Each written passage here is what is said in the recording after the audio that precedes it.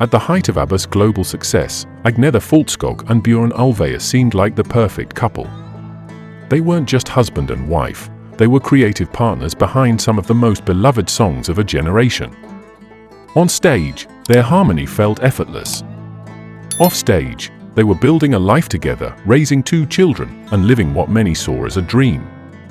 But the same love that built ABBA was already breaking it. And no one saw it coming. If you remember ABBA, stay with me, this story may change how you hear their music forever. As their fame spread across continents, life for Agnetha and Björn changed in ways few could imagine. Sold-out arenas, long tours stretching thousands of miles, and endless studio sessions left little room for anything else. They were together nearly 24 hours a day, on stage, in the studio, at home, but somehow they began to drift apart. The quiet moments disappeared. Conversations grew shorter. The closeness that once defined them slowly gave way to distance no one could see. To the world, they were still smiling, still perfect. But behind closed doors, something was slipping. Tension lingered in the silence. But the real problem wasn't the fame.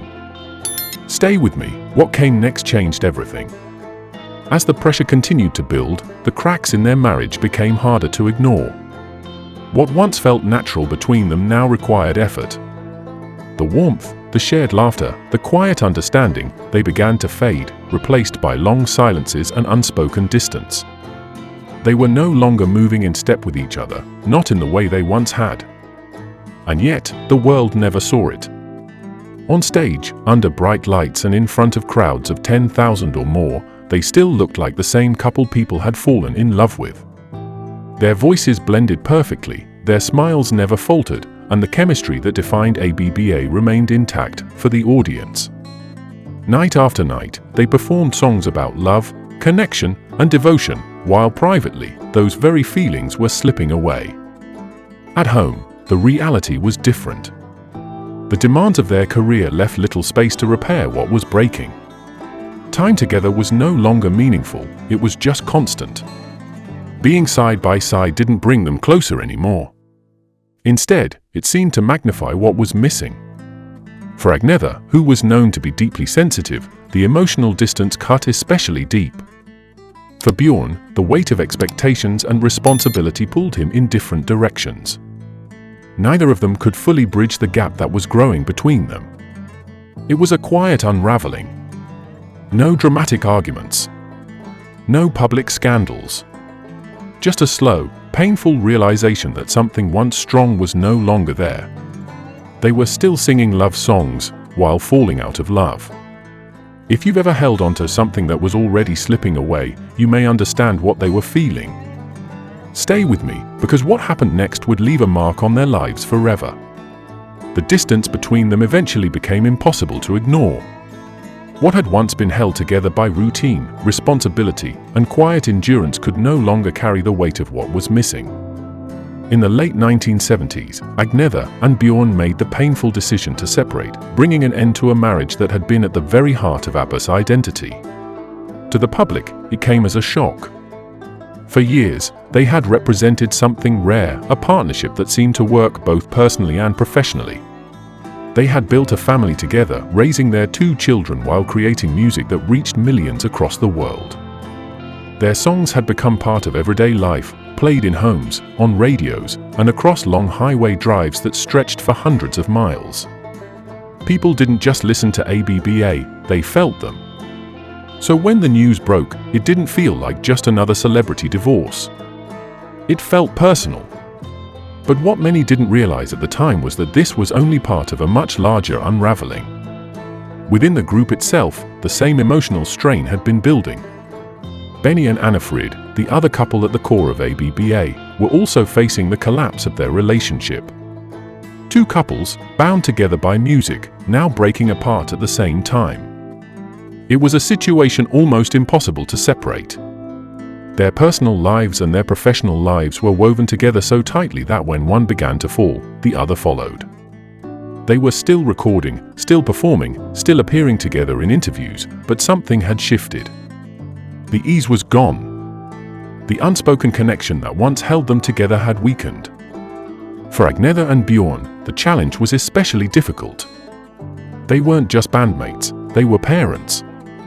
They had to find a way to navigate separation while still sharing responsibilities at home, all while continuing to work side by side in the studio. Imagine standing next to someone, day after day, singing words about love and heartbreak, knowing those words now reflected your own reality. There was no clean break. No time to step away and heal. The work continued. And yet, for a while, they managed. Professionals to the core, they showed up, did what was expected, and gave the world what it wanted. But underneath that professionalism, the foundation was no longer stable. The emotional cost was building, slowly but steadily.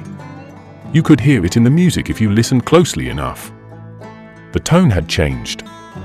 The lyrics carried a different weight. There was a sense of honesty, almost confession, that hadn't been there before. Because by then, the truth was unavoidable. The marriages that had once defined ABBA were gone. And with them, something essential began to disappear. And that's when ABBA started to fall apart. Out of that heartbreak came something no one could have planned, and perhaps no one could have created any other way. The pain didn't stop the music. If anything, it deepened it. In the years following their separation, ABBA continued to record, but the tone had changed. There was a new kind of honesty in their songs, one that felt closer, more personal. It was no longer just storytelling, it was reflection. Songs like Knowing Me, Knowing You carried a quiet resignation, the sound of two people recognizing that love had reached its end. There were no villains, no dramatic explosions, just acceptance, and the ache that comes with it.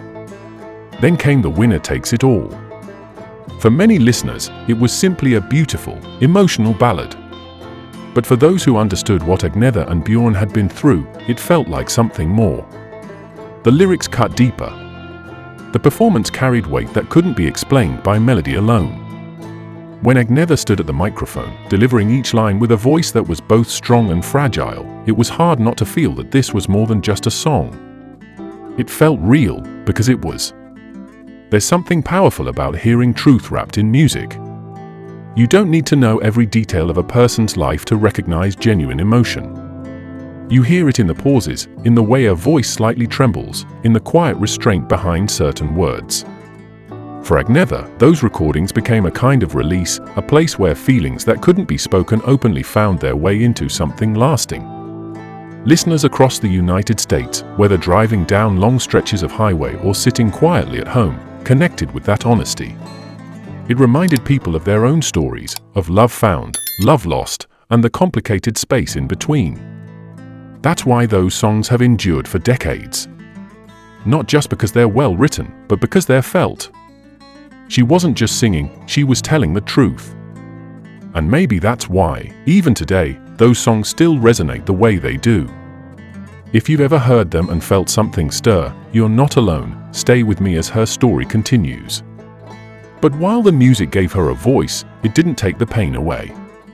After the divorce, Agnetha didn't simply move on.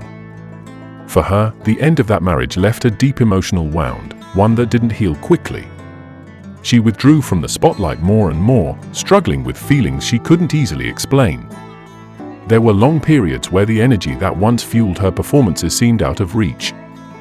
The woman who had stood confidently in front of crowds of 15,000 people now found even quiet moments difficult to face. Therapy became part of her life, not as a quick fix, but as a slow, necessary process. Healing didn't come in weeks or months, it took years.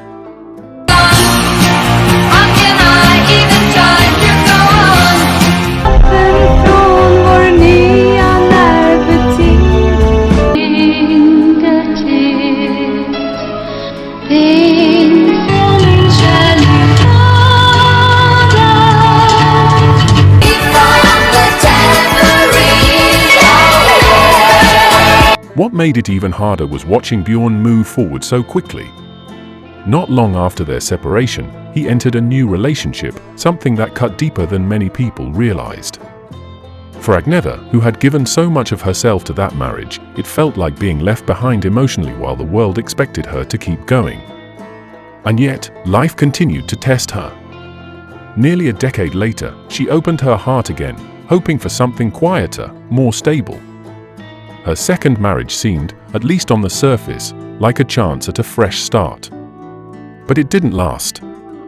Within just a few years, it ended in divorce, adding another layer of disappointment to a life already marked by loss. Then came something even more devastating.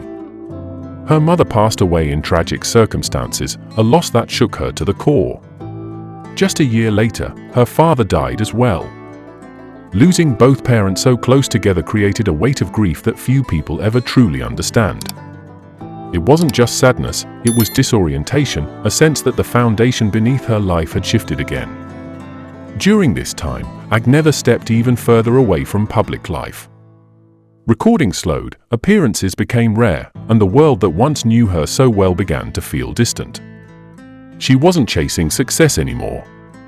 She was trying to find stability, trying to hold herself together in the aftermath of everything she had been through. For many who admired her from afar, this period remained largely unseen. But for her, it was one of the most defining chapters of her life, not because of fame or music, but because of survival. But life wasn't done with her yet. In the late 1990s, Agnetha's search for connection took a turn no one could have imagined. What began as attention from a devoted fan slowly crossed a line. At first, it may have seemed harmless: letters, admiration, persistence. But over time, that admiration turned into something far more troubling. The fan became part of her life, then a partner, and eventually, something much darker. What followed was not a love story, it was a loss of control. The relationship unraveled into fear. He lingered near her home, appeared uninvited, and refused to let go even after she tried to end things.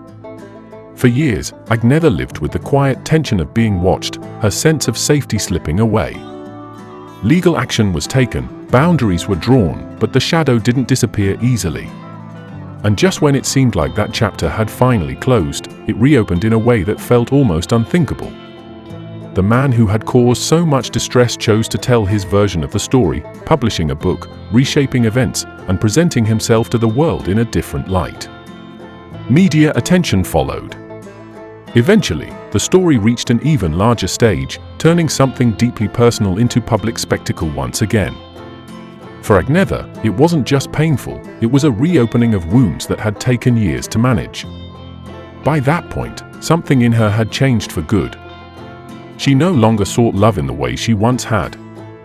The cost had been too high. Instead, she chose distance. Privacy. A quieter life, away from constant attention and expectation. Not out of bitterness, but out of understanding, and understanding that peace sometimes requires stepping back from what once felt essential. There's a quiet lesson in her story. Not every life follows a perfect arc, and not every love story finds its way back together. Sometimes, strength isn't about holding on, it's about knowing when to let go, and choosing yourself in the process. For those who grew up with her music, her journey may feel personal.